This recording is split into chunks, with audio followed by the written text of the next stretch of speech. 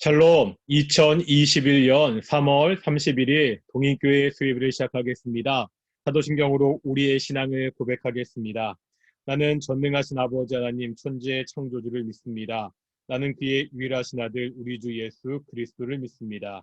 그는 성령으로 잉태되어 동정녀 마리에게서 나시고 본디오 빌라도에게 고난을 받아 십자가에 못 박혀 죽으시고 장사된 지 사흘 만에 죽은 자 가운데서 다시 살아나셨으며 하늘에 오르시어 전능하신 아버지 하나님 우편에 앉아 계시다가 거기로부터 살아있는 자와 죽은 자를 심판하러 오십니다. 나는 성령을 믿으며 거룩한 공교회와 성도의 교제와 죄를 용서받는 것과 몸의 부활과 영생을 믿습니다. 아멘. 함께 찬양하시겠습니다. 찬송가 151장입니다. 우리 고난주간 찬양 찬송가 151장 함께 찬양하시겠습니다.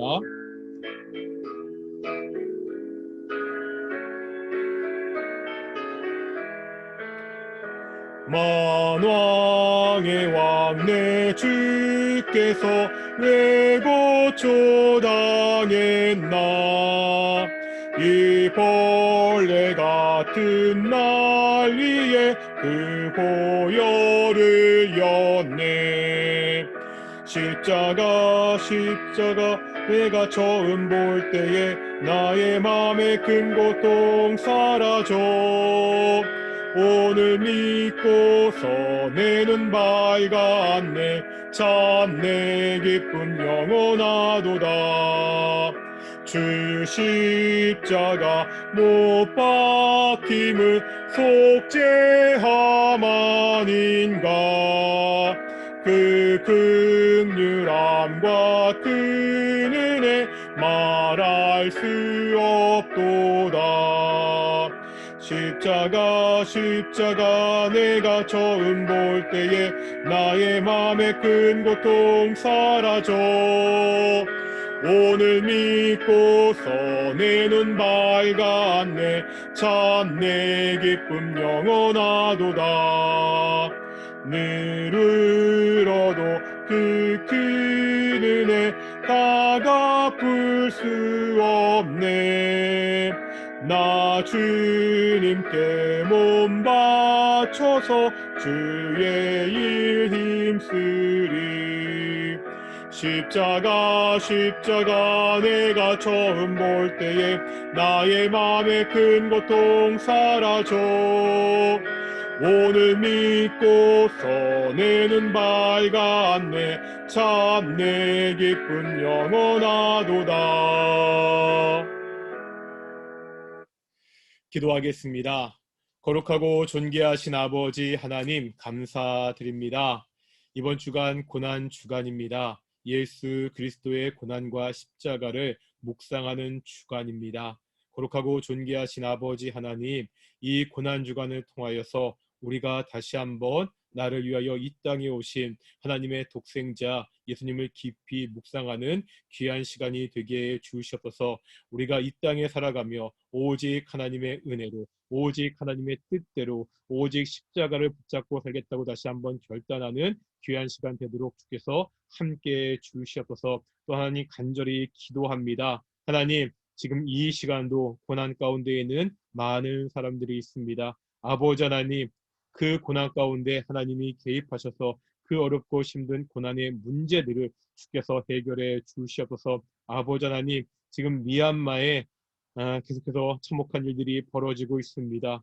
군경의 폭압적인 진압으로 많은 미얀마 국민들이 희생되는 가운데 있습니다. 고난받고 있습니다. 아버지 하나님, 그 고난의 현장에 주께서 개입하여 주시옵소서.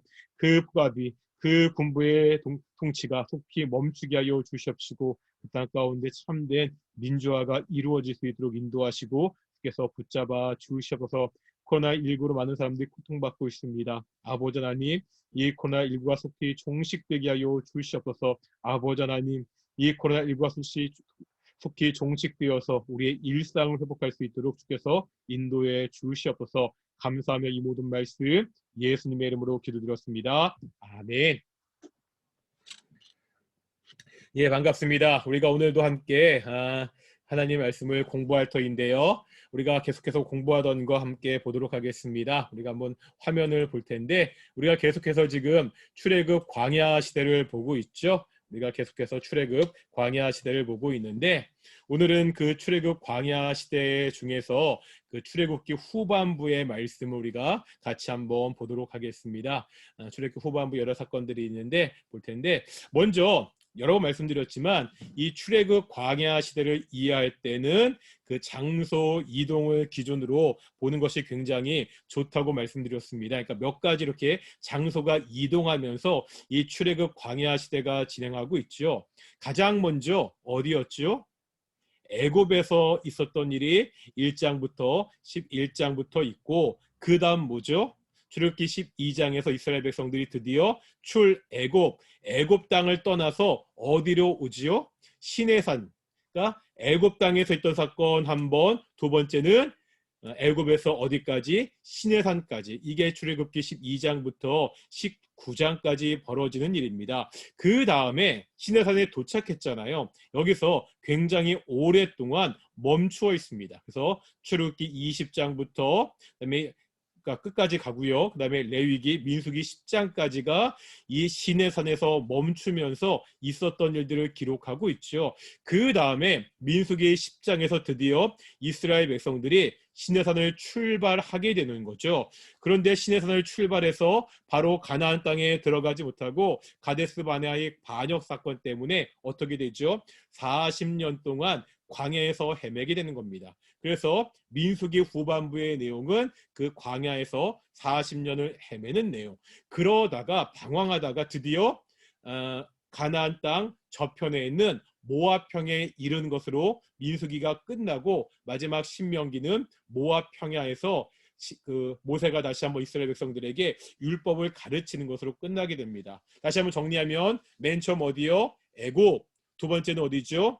애굽에서 어디까지? 시내산까지. 세 번째는 시내산. 네 번째는 시내산을 출발해서 광야 40년. 마지막 다섯 번째는 어디서요? 모압 광야. 이렇게 다섯 가지 사건으로 이루어져 있고요. 우리가 지난주까지 이스라엘 백성들이 출애굽해서 계속해서 오는 것을 보았고 드디어 오늘 시내산에 도착해서 벌어지는 일들을 우리가 함께 배우게 됩니다. 우리 출애굽기 19장 보실게요. 19장 1절 보시겠습니다. 출애굽기 19장 1절인데요. 찾으셨나요?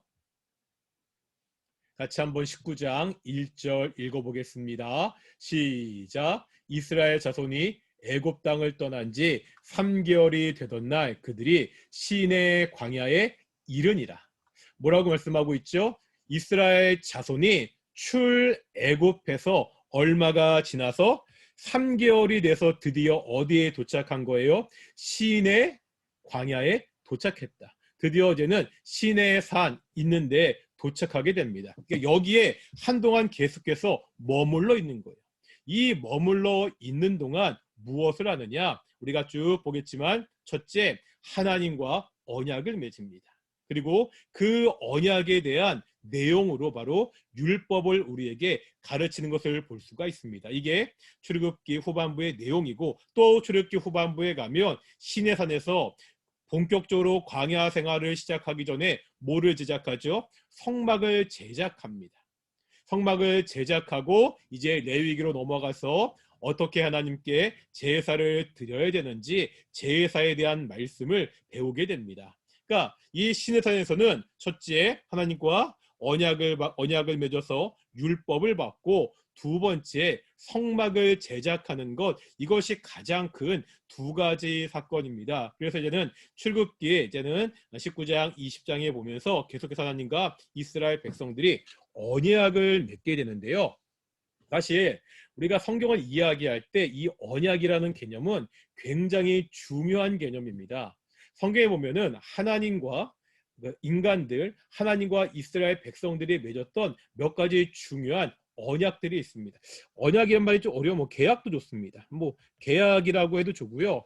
하나님과 인간들이 맺었던 계약들이 있는데 가장 먼저 에덴 동산에서 아담과 언약을 맺으시고 그 다음 혹시 어딘지 아시겠어요? 그 다음에 노아 홍수 이후에 노아와 다시는 내가 너희를 홍수로 멸하지 않겠다는 언약을 맺으시고, 그 다음에 아브라함에게 찾아오셔서, 기억나시죠? 짐승을 둘로 쪼개서 사이를 지나는 언약, 창세기 15장이죠. 아브라함과 언약을 맺으십니다. 그 다음 이제 개인과 언약을 맺는 것을 넘어서 드디어 이스라엘 백성들과 하나님께서 특별한 언약, 계약을 맺으시는 장면이 출애굽기 20장부터 나오고 있는데, 하나님이 이스라엘 백성들과 언약을 맺을 때 하나님만 가지고 있는, 이스라엘 백성들만 알고 있는 특별한 방법으로 언약을 맺은 것이 아니라, 여기에 보면 뭐라고 되어 있죠? 종주권 언약이다, 이렇게 말하고 있습니다. 이게 무슨 말이냐면, 그 당시, 그러니까 고대 근동이죠. 고대 근동에서 왕과 그 봉건 영주, 그러니까 왕이 있고요. 이 왕 밑에 여러 지역을 다스리는 이 봉건 영주들이 있거든요. 또는 작은 나라들이 있거든요. 이 왕 혹은 대왕과 아니면 작은 나라 왕들이 이렇게 다 언약, 계약을 맺게 됩니다. 이 계약의 형식이 있는데, 성경을 보면 이 계약의 형식을 그대로 가져다가 하나님이 이스라엘 백성들과 언약을 맺는 것을 볼 수가 있습니다. 왜 그러는 거죠? 그러니까 이스라엘 백성들이 지금 계약을 맺는데, 이 계약이 이런 의미가 있는 것이구나 쉽게 이해할 수 있도록 당시의 사람들이 많이 하던 그 계약의 방식을 사용하고 있습니다.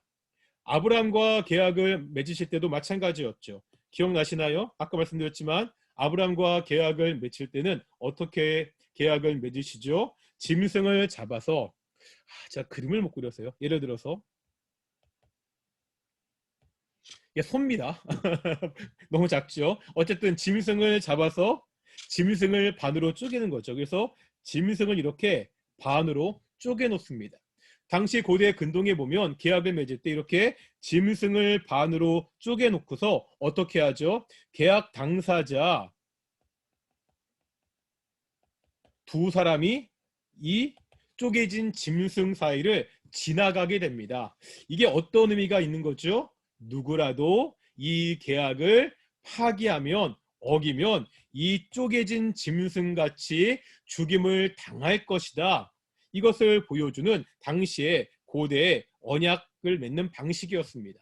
아브라함과 언약을 맺을 때도 사람들이 많이 사용하는, 당시의 사람들이 사용하는 이 언약의 방식을 사용하셔서 이 언약이 어떠한 의미가 있구나 가르쳐 주셨습니다. 마찬가지로 이제 이스라엘 백성들과 언약을 맺을 때도 새로운 방법이 아니라 당시의 사람들이 많이 했던 고대 근동에서 대왕과 작은 왕의 나라들, 그 왕과 그 봉건 영주들이 그렇게 계약을 맺었던 그 언약, 그 방식에 따라서 이스라엘 백성들과 계약을 맺는데, 그래서 그 계약의 이름을 종주권 언약이라고 이야기합니다.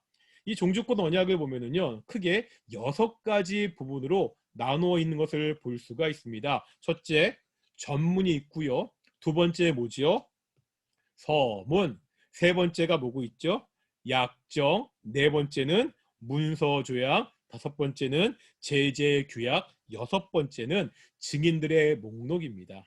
이게 그 당시에 고대 문헌들을 보면 그 왕과 그 영주들이 그 언약을 맺을 때 이런 형식으로 언약을 맺었다는 그러한 문서들이 있거든요. 그런데 하나님과 이스라엘 백성들이 맺은 이 언약을 보니까 그 문서의 형식과 굉장히 비슷하다는 거죠. 첫 번째 뭐죠? 전문이라고 말씀드렸습니다. 우리 출애굽기 20장 보겠습니다. 20장 우리 2절인데, 전문은 뭐죠?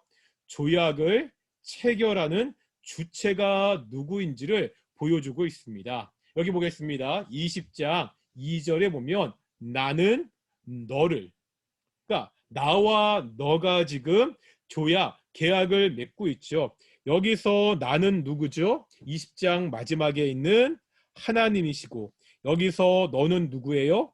이스라엘 백성들입니다. 그러니까 누가 이 언약을 맺느냐, 우리식으로 이야기하면 갑과 을이 되겠죠. 이런 식으로 누가 언약을 맺느냐, 그 언약을 체결하는 주체를 보여주고, 두 번째가 서문입니다. 사실 이게 중요합니다. 그러니까 종주국, 그 종주국과 그 밑에 있는 속국이 왜 이 언약을 맺게 되었는지 그 역사적인 관계를 기억시킵니다. 상기시킵니다. 언약을 맺는데 왜 내가 너와 왜 종주국의 속국과 언약을 맺는지 그 역사적 관계를 상기시켜 주는데요. 다시 한번 우리 출애굽기 20장 보겠습니다. 2절에 보면 역사적으로 어떤 일인지 보여주고 있죠. 나는 너를 뭐 했다고요? 애굽 땅 종 되었던 집에서 인도하여 낸 뭐죠? 내가 너희를 애굽에서 출애굽했다. 내가 너희를 구원했다. 그러니까 구원자이신 하나님께서 그 구원을 베푸신 후에 이제 이스라엘 백성들과 특별한 관계를 맺고자 하시는 거예요. 이게 우리나라 뭐 계약과 언약들은 뭐 갑을 이야기 많이 하면서 뭐 갑의 횡포 그런 이야기 많이 하잖아요. 뭐 요즘 뭐 갑질이다 이렇게 이야기하는데 하나님과 이스라엘 백성들과의 관계에서요. 갑은 누구겠습니까? 하나님과 우리의 관계에서 갑은 누구였어요? 하나님이시죠. 갑도 요즘 이런 말 많이 쓰던데 슈퍼갑입니다. 슈퍼 울트라 갑입니다. 그런데 하나님은 인간들처럼 갑질하는 게 아니에요. 갑질하시면서 자기한테 유리한 계약을 맺으시는 게 아니라 중요한 게 뭐라는 거예요? 내가 너희를 구원했다는 거예요. 이것이 중요합니다. 내가 너희를 구원했다. 하나님이 이스라엘 백성들과 구원하셔서 특별한 관계를 맺고자 지금 언약을 맺는다고 말씀하고 있어요. 이제 이스라엘 백성들은 하나님의 구원받은 백성이 되었습니다. 그럼 어떻게 해야 돼요? 하나님의 구원받은 백성이니까 어떻게 살아야 되지? 이것이 바로 약정의 부분입니다. 세 번째 약정은 뭐죠? 속국이 지켜야 할 다양한 의무 기술들. 그러니까 서로 계약을 맺는데 먼저 종주가 왕이 하나님이 은혜를 베푸신 거예요. 그 은혜를 베푼 왕에 대한 하나님에 대해서 이제 우리가 어떻게 살아야 되는지를 그 언약에 진술하고 있는 겁니다. 그것이 출애굽기 20장 3절부터 17절까지 나오는데 한번 성경 보겠습니다. 3절부터 17절까지 이게 뭐죠? 이게 바로 십계명입니다. 그러니까 십계명이라는 것은 그냥 뭔가 지켜야 되는 의무 사항이 아니라는 거예요. 하나님 먼저 우리들에게 이스라엘 백성들에게 은혜를 베풀었잖아요. 그래서 우리가 노예에서 사단의 자녀에서 하나님의 백성, 하나님의 자녀가 되었잖아요.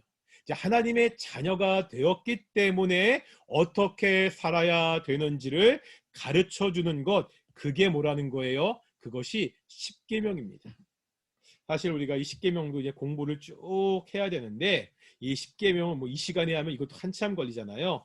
저희가 이제 제자훈련 시작하는데 그 제자훈련 그 2학기 과정에 보면 이 십계명을 자세히 공부할 기회가 있습니다. 궁금하신 분들은요 꼭 우리 제자훈련 참석하시고요. 이렇게 십계명을 통해서 하나님과 이스라엘 백성들 사이에서 백성들이 무엇을 지켜야 되는 이 약정 조항이 나오고 있고요. 그 다음 네 번째가 뭐죠? 문서 조항.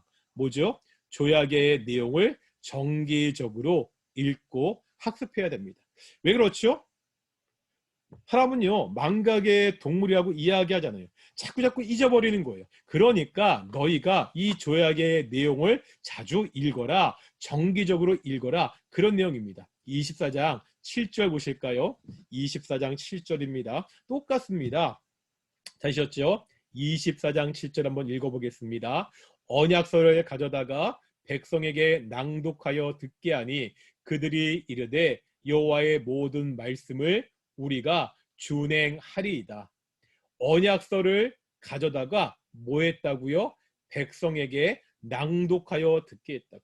나중에 보면 그것을 정기적으로 하는 것을 우리가 볼 수가 있습니다. 이스라엘 백성들이 하나님의 율법의 말씀을 정기적으로 들어야 되는 거예요. 우리도 마찬가지입니다. 하나님의 말씀을 정기적으로 규칙적으로 듣지 않으면 말씀을 잊어버리거든요. 그래서 우리가 설교 말씀을 듣는 것이 중요하고 이렇게 성경 공부하는 것이 중요하고 우리가 개인적으로 성경을 읽는 것이 굉장히 중요합니다. 이렇게 약정을 맺고 이 약정을 잊지 말아라 이렇게 이야기하고 이제 다섯 번째가 있습니다. 다섯 번째 뭐죠? 제재 규약. 이게 무슨 말이에요? 너희가 이것을 지키지 않으면 어떠한 일이 있는지 그리고 이것을 지키면 무엇이 있는지 그러니까 복종을 유도하기 위한 축복과 저주의 이야기가 있습니다. 우리 23장 볼게요. 23장 20절부터 보겠습니다. 20절부터 23절까지죠. 우리 23장 20절부터 23절까지 한번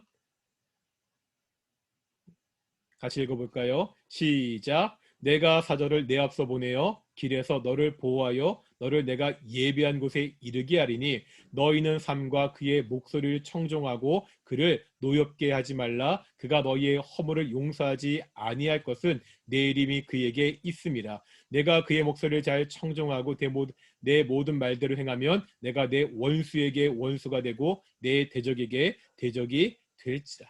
이제 하나님께서 내가 사자를 보낼 텐데 그의 말을 잘 들으면 내가 너희를 축복하겠다. 이렇게 그 축복의 이야기들이 있고 우리가 계속해서 이제 출애굽기 말씀을 읽고 민수기 말씀, 신명기 말씀을 읽다 보면 율법을 설명하고 이 율법을 지킬 때 하나님이 어떻게 축복하시는지 이 율법을 지키지 않을 때 어떻게 저주하시는지를 아주 길게 아주 잘 서술하는 것을 볼 수가 있습니다. 특별히 우리가 신명기 말씀을 통해서 이거를 계속해서 배우게 됩니다. 나중에 보겠지만 신명기의 주제를 하나로 이야기한다면 하나님의 말씀을 잘 들으면 너희가 축복을 받을 것이고 말씀을 잘 듣지 않으면 불순종하면 저주를 받을 것이다. 그 말씀이 나오고 있고요. 이제 마지막으로 증인들의 목록입니다. 이렇게 율법을 맺은 다음에 그 율법을 누가 보았는지를 쭉 이야기하는데 이렇게 24장에 보면 뭐 장로들 이스라엘 백성들이 함께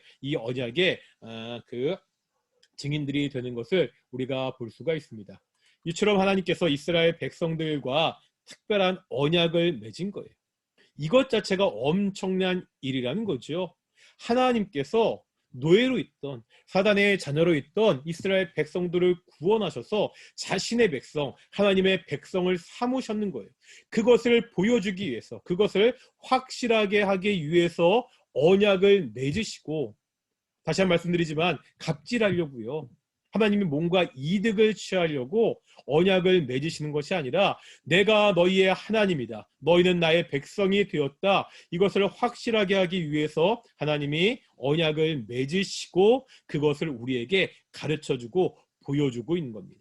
이제 하나님의 은혜에 대한 하나님의 백성들, 하나님의 은혜에 대한 하나님의 자녀들, 그 자녀들이 어떻게 살아가야 되는지를 보여주는 게 뭐라고요? 그것이 율법이고 그 율법이 어디에 요약되어 있는 거예요? 바로 이 십계명에 요약되어 있는 겁니다. 그래서 우리가 구약의 율법이나 구약의 십계명을 생각할 때 중요한 게 뭐예요? 율법을 지키는 거, 십계명을 지키는 것이 너무나 중요한데 왜 지켜야 되냐는 거예요. 그냥 억지로 지키는 것이 아니라 하나님의 율법을 주기 전에 계명을 주기 전에 먼저 애굽에서 구원해내신 은혜가 먼저라는 사실을 우리가 먼저 이해하는 것이 중요합니다. 그래서 우리가 십계명과 이제는 율법들이 이렇게 쭉 진행되게 되는데 한번 우리 19장 4절 먼저 볼게요. 다시 한번 확인하겠습니다. 19장 4절입니다. 찾으셨나요? 이제 쭉 보면 하나님께서 이제는 쭉 율법을 하고 계약을 맺으시기 전에 19장 4절에서도 다시 한번 분명히 말씀하고 있죠. 읽겠습니다. 시작. 내가 애굽 사람에게 어떻게 행하였음과 내가 어떻게 독수리 날개로 너희를 업어 내게로 인도하였음을 너희가 보았느니라. 언약을 맺으시면서 말씀하시는 거예요. 내가 애굽 사람들에게 어떻게 행했는지, 내가 어떻게 독수리 날개로 업어서 너희를 인도했는지 너희가 받지 않느냐 이렇게 말씀하시면서 이제 율법을 주시는 겁니다. 그러면서 얘는 십계명이 시작되는데 이 십계명과 율법은 크게 두 가지 틀로 나눌 수 있습니다. 십계명이 10가지의 계명이잖아요. 또 율법도 굉장히 많잖아요. 이 수많은 율법들이 있는데 우리가 구약에도 마찬가지고요. 신약 성경에 보면 특별히 예수님께서 이 구약의 모든 율법들을 딱 두 가지로 요약해 주시고 있죠. 한번 찾아보겠습니다. 마태복음 22장입니다. 마태복음 22장 33절부터 34절부터 40장까지입니다.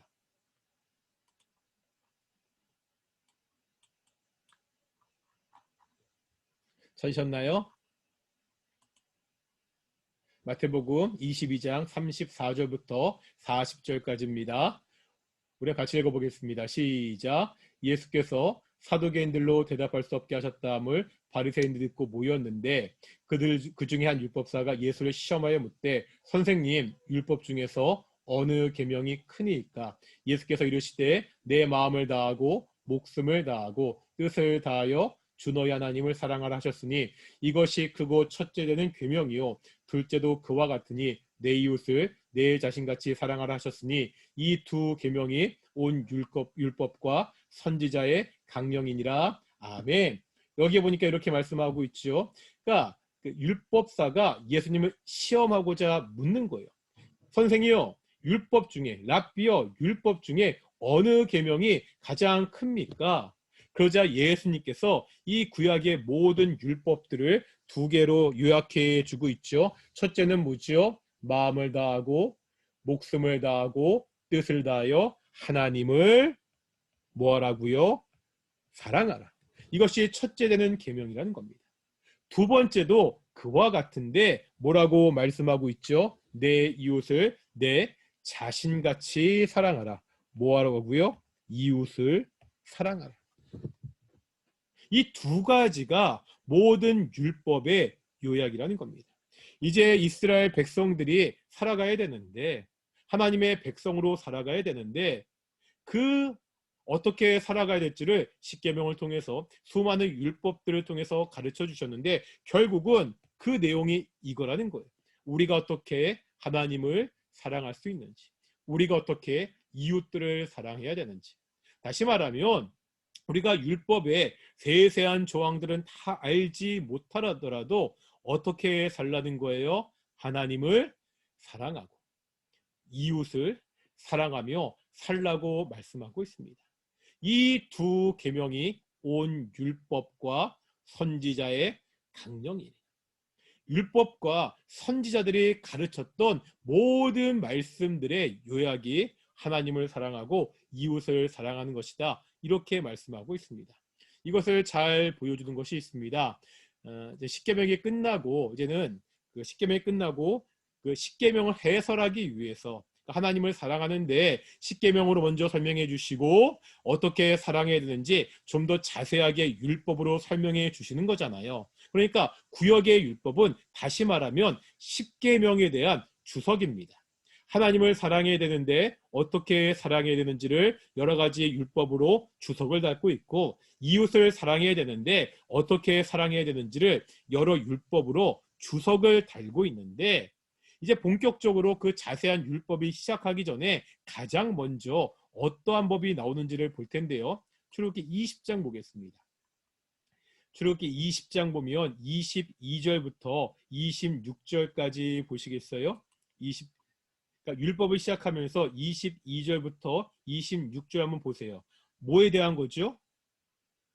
23절에 보면 뭐를 만들지 말고 신상을 만들지 말고 그리고 24절과 쭉 보면 하나님께 제단을 쌓는데 토단을 쌓고 그다음에 돌로 25절에 돌로 제단을 쌓거든 뭐하라고요? 다듬은 돌로 하지 마라. 그러니까 신상을 제거하고 하나님께 제사드리는 규례를 가장 먼저 설명하고 있습니다. 하나님의 사랑이 어떻게 나타나야 되는지 하나님께 온전한 방법으로 제사하고 예배하는 것으로 그렇게 시작하는 것을 볼 수가 있습니다. 그리고요, 이 하나님에 대한 하나님께 제사에 대한 계명이 끝나고 이제는 21장에 보면 이웃에 대한 어떻게 이웃을 사랑하는지에 대한 이웃에 대한 계명이 나오는데요. 참 특이한 게 있습니다. 보실까요? 21장 1절부터 쭉 보겠습니다. 먼저 21장 1절에 보면 내가 백성 앞에서 세울 법규는 이러하니라. 네가 앞으로 이스라엘 백성들에게 법을 세워야 되는데, 그런데 그 법 중에서 가장 먼저 뭐에 대한 법을 말씀하고 있어요? 2절에 보겠습니다. 내가 시부리 종을 사며, 누구에 대한? 종에 대한 계명을 말씀하는 것을 볼 수가 있습니다. 그래서 11절까지 계속해서 종에 대한 이야기예요. 7절에 보니까 사람이 자기의 딸을 여종으로 팔았으며, 그 다음에 10절에 보니까 만일 상전이, 그러니까 상전과 종에 관한 법이 가장 먼저 있는 것을 볼 수가 있습니다. 저는 개인적으로 그러니까 이 율법을 공부하고 성경을 공부하고 이 장면에서 굉장히 은혜를 받았습니다. 그러니까 사람과의 관계에 대한 법을 본격적으로 시작하는데 누구에 대한 법을 가장 먼저 시작하는 거예요? 종에 대한. 종이라 그러니까 좀 뉘앙스가 안 사는데 쉽게 말하면 뭐예요? 더 직접적으로 노예에 대한 겁니다. 노예에 관한 법을 가장 먼저 시작하고 있습니다. 당시 사회 문화에는 노예, 종이 있었습니다. 이것이 잘못된 거지만 그 사회 문화 가운데 있던 것이거든요. 그 사회에서 가장 약한 사람들, 그 사회에서 가장 연약한 힘이 없는 사람들에 대한 법으로 먼저 인간관계를 시작한 것을 볼 수가 있습니다. 인간관계의 시작은 뭐라는 거죠? 나랑 친한 사람들, 나에게 뭔가 도움을 줄 만한 사람들, 그 사람들과 시작하는 것이 아니라 가장 연약한 사람들을 어떻게 바라봐야 되느냐, 가장 약한 사람들, 사회적 약자를 어떻게 돌봐야 되느냐, 이것으로 하나님의 율법이 시작되는 것을 볼 수가 있습니다. 성경에서 이웃을 사랑하라 그럴 때 그 이웃은 누구죠?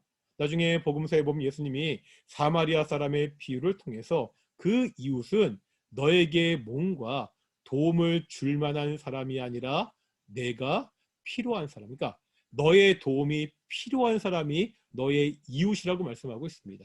이웃을 사랑하는 말은 단순히 내 주변의 친구들, 내 옆집에 나와 친하게 지내는 그 사람을 사랑하라는 말씀이 아니라 어떤 말씀이에요? 너의 도움이 필요한 가장 약한 사람을 사랑하라는 것을 우리가 알 수 있습니다. 그래서 우리가 계속해서 성경을 보면은 그 4번 먼저 볼 텐데, 사회적 약자에 대한 배려가 끊임없이 나타나는 것을 볼 수가 있습니다. 우리 출애굽기 22장 보겠습니다. 22장 21절부터 24절까지 보실까요? 21절부터 24절까지입니다. 읽겠습니다. 시작. 너는 이방 나그네를 납치하지 말며 그들을 학대하지 말라. 너희도 애굽 땅에서 나그네였습니다. 너는 고아나 과부를 해롭게 하지 말라. 내가 만일 그들을 해롭게 함으로 그들이 내게 부르짖으면 내가 반드시 그 부르짖음을 들으리니 나의 노가 맹렬함으로 내가 칼로 너희를 죽이리니 너희의 아내는 과부가 되고 너희의 자녀는 고아가 되리라. 무서운 말씀입니다. 너희는 이방 나그네를 압제하지 말라. 왜요? 너희도 애굽 땅에서 이방 나그네가 아니었느냐? 너희는 고아와 과부를 해롭게 하지 말라. 여기 나오는 이방 나그네나 고아와 과부는 사회적 보호를 받을 수 없는 가장 연약한 그러한 사람들이었습니다. 그들을 압제하지 말고 그들을 해롭게 괴롭히지 말아라. 23절입니다. 만일 너희가 그들을 해롭게 함으로 그들의 고통 때문에 내게 부르짖으면, 그 고아와 과부와 하나님 너무 힘듭니다. 너무 힘들어 죽겠습니다. 내가 못 살겠습니다. 내가 저들 때문에 도저히 온전히 살 수가 없습니다. 그렇게 부르짖으면 뭐 하신다고요? 내가 반드시 그 부르짖음을 들으리니. 그다음에 무섭죠? 24절 나의 노가 맹렬함으로 고아와 과부를 압제하고 그들이 고통하는 소리를 듣고 나서 그 소리를 들으시는 하나님께서 노하시는 거예요. 아주 무섭게 노하셔서 내가 칼로 너희를 죽이겠다, 심판하겠다, 이렇게 말씀하고 있습니다. 사회적 약자를 괴롭히는 자들에게, 아까도 말씀드렸지만 요즘식으로 이야기하면 갑질하는 자들에게 말씀하시는 거죠. 내가 너희를 심판할 것이다. 이것이 하나님의 무서운 말씀입니다. 23장 보겠습니다. 23장 6절부터 9절까지 보겠습니다. 23장 6절부터 9절입니다. 함께 읽겠습니다. 시작. 너는 가난한 자의 송사라 두고 정의를 굽게 하지 말며 거짓 일을 멀리하며 무죄한 자와 의로운 자를 죽이지 말라. 너는 악인을 의롭다 하지 아니하겠노라. 너는 뇌물을 받지 말라. 뇌물은 밝은 자의 눈을 어둡게 하고 의로운 자의 말을 굽게 하느니라. 너는 이방 나그네를 압제하지 말라. 너희가 애굽 땅에서 나그네가 되었었은즉 나그네의 사정을 아느니라. 여기도 보면 6절에 가난한 자의 송사, 그리고 9절에 보니까 이방 나그네, 가난한 자의 송사를 막 니네 마음대로 하지 말라는 거예요. 돈 많은 사람이 아무리 뇌물을 바쳐도 그 돈을 보고서 가난한 사람의 송사를 굽게 잘못되게 판단하지 말라고 말씀하고 있습니다. 이방 나그네를 압제하지 말라고 계속해서 이야기하고 있습니다. 여기뿐만 아니라 계속해서 레위기를 봐도 신명기를 봐도 사회적 약자, 고아와 과부와 이방 나그네에 대한 하나님의 말씀이 계속해서 나오고 있습니다. 하나님의 시선이, 하나님의 눈이 누구에게 있다는 거예요? 그 사회에서 가장 연약한 사람들, 그 사회에서 가장 고통받는 사람들에게 하나님의 시선이 있다는 것을 율법은 보여주고 있습니다.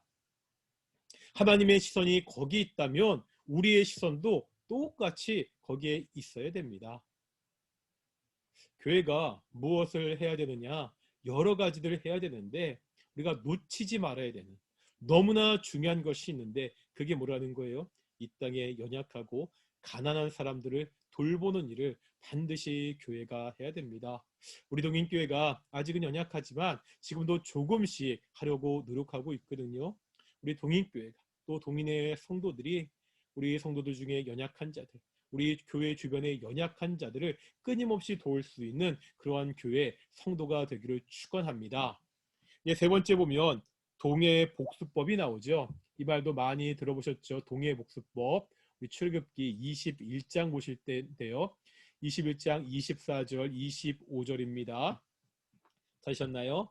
24절, 25절 읽겠습니다. 시작. 눈은 눈으로, 이는 이로, 손은 손으로, 발은 발로, 된 것은 된 것으로, 상하게 한 것은 상함으로, 때린 것은 때림으로 갚을지니라. 이게 그거잖아요. 눈에는 눈, 이에는 이. 그 동해 복수법 하면은 굉장히 무서운 형벌로 생각합니다. 사실 지금 이슬람의 율법을 보면 굉장히 엄격하잖아요. 도둑질하면 손을 잘라버리라 이런 식으로 굉장히 엄격해서 이 동해 복수법 하면은 굉장히 엄격하고 무섭기 때문에 율법 자체를 굉장히 무섭게만 생각하고 있습니다. 그런데 잘 보면은요, 이 동해 복수법도 사회적 약자를 배려하는 그러한 하나님의 배려라는 거죠. 이게 무슨 말이에요? 그러니까 누군가 자기한테 잘못을 했다면 뭐 하지 말라는 거예요? 그 잘못 이상 갚지 말라는 거예요. 계속 값을 이야기하는데 을은요 힘이 없잖아요. 을이 갑에게 뭔가 잘못을 했어요. 그때 갑이 힘 있는 사람이 자신의 권력을 가지고 자신의 힘을 가지고 잘못한 것 이상 다른 사람들한테 벌을 주거나 압제하지 말라는 거예요. 힘을 가진 사람들, 권력을 가진 사람들은 그 권력과 힘을 가지고 자기 마음대로 처벌할 수 있었던 것이 당시의 상황입니다. 그런 상황 속에서 하나님은 죄 지은 것, 잘못한 것 이상은 처벌하지 말아라. 그러니까 동해의 복수법은 단순히 눈에는 눈, 이에는 이, 잔혹하게 복수해라 이런 법이 아니라 당시 권력과 힘을 가진 사람들이 그 권력과 힘을 마음대로 남용하지 못하게 만드는 일종의 이것도 하나님이 사회적 약자를 배려하는 은혜의 법이라는 것을 우리가 볼 수 있습니다. 우리가 계속해서 율법의 말씀을 봤는데요. 이 율법의 말씀은 결국 자세한 내용들을 보면 이웃을 사랑하는데 특별히 연약한 자들, 특별히 그 사회에서 가장 힘 없는 자들을 보호하는 데 초점이 맞춰져 있다는 것을 우리가 볼 수 있습니다. 어떤 사회가 건강한 사회냐? 그 사회에서 가장 연약한 사람들이 어떻게 보호받고 있는지 그것을 보면 된다는 거죠. 오늘 여기까지 할 텐데요. 한번 정리해 보겠습니다. 이스라엘 백성들이 출애굽하고 어디에 도착하죠? 3개월 뒤에 시내산에 도착해서 시내산에서 뭘 한다고요? 하나님과 언약을 맺고 이 언약에 대한 내용으로 그 율법을 받게 됩니다. 그 율법의 대표가 10계명인데 이 10계명은 10가지 계명이지만 크게 둘로 나눌 수 있다고 말씀드렸죠. 어떻게 이렇게 나눌 수 있다고 말씀드렸죠. 첫 번째는 하나님 사랑, 두 번째는 이웃 사랑. 그러니까 구약의 모든 율법들, 성경의 모든 말씀들은 크게 이렇게 둘로 요약할 수 있습니다. 첫 번째 하나님을 사랑하고 두 번째 이웃을 사랑하라. 이렇게 요약할 수 있는데 이 이웃을 사랑하라고 이야기할 때 이 이웃은 그냥 내 친구, 내게 도움이 될 만한 그런 사람들이 아니라 특별히 율법에서 말하는 이웃은 그 사회에서 가장 연약한 사람, 바로 너의 도움이 필요한 그 사람을 사랑하라 이렇게 이야기한다고 말씀드렸습니다. 우리 한번 이 말씀을 다시 한번 잘 묵상하면서 우리가 오직 하나님의 은혜로 출애굽한 다음에 우리에게 율법을 주셨잖아요. 우리가 하나님의 은혜로 하나님의 자녀가 되었는데 그렇다면 우리가 구약의 이스라엘 백성들에게 하나님이 율법을 주셔서 지키게 하셨듯이 이제 우리도 하나님의 말씀대로 살 수 있도록 하나님의 말씀대로 살아가는데 특별히 이 땅 가운데 연약한 자들을 바라보고 돌볼 수 있는 사람들이 될 수 있도록 그렇게 기도하는 시간 되었으면 좋겠습니다. 제가 한번 기도하겠습니다. 거룩하고 존귀하신 아버지 하나님 감사드립니다. 연약하고 부족한 자들을 하나님의 자녀 삼아 주셔서 정말로 감사드립니다. 우리가 본래 사단의 자녀였습니다. 우리가 본래 하나님의 본질상 진노의 자녀였습니다. 그랬던 우리가 이제 오직 하나님의 그 큰 은혜와 사랑으로 인하여 하나님의 자녀가 되었습니다. 하나님의 자녀로 하나님의 말씀대로 살게 해 주시옵소서. 하나님 말씀대로 살아갈 때 특별히 우리의 이웃들을 사랑하게 하시고 우리 가운데 연약한 자들을 섬기고 돌볼 수 있도록 인도하여 주시옵소서. 우리 동인교회가 우리 주변에 연약한 이웃들을 살피고 돌보는 귀한 교회가 될 수 있도록 인도하시고 주께서 축복해 주시옵소서. 감사하며 이 모든 말씀 예수님의 이름으로 기도드렸습니다. 아멘. 주기도문 하시겠습니다. 하늘에 계신 우리 아버지, 아버지의 이름을 거룩하게 하시며 아버지의 나라가 오게 하시며 아버지의 뜻이 하늘에서와 같이 땅에서도 이루어지게 하소서. 오늘 우리에게 이루어갈 양식을 주시고 우리가 우리에게 잘못한 사람을 용서하여 준 것 같이 우리 죄를 용서하여 주시고 우리를 시험에 빠지지 않게 하시고 악에서 구하소서. 나라와 권능과 영광이 영원히 아버지의 것입니다. 아멘. 예배 마쳤습니다. 다시 한번 광고 드리겠습니다. 이번 주 부활주일입니다. 함께 예배에 참석하여 부활의 기쁨을 누리는 귀한 동인의 성도들이 되었으면 좋겠습니다. 또 한 가지, 이번 주가 우리 제자훈련 신청 마지막 날입니다. 이번 주까지 제자훈련 많이 신청하셔서 우리가 예수님의 제자로 훈련받을 수 있도록 그런 귀한 동인의 성도들 되었으면 좋겠습니다. 마치겠습니다. 감사합니다. 샬롬.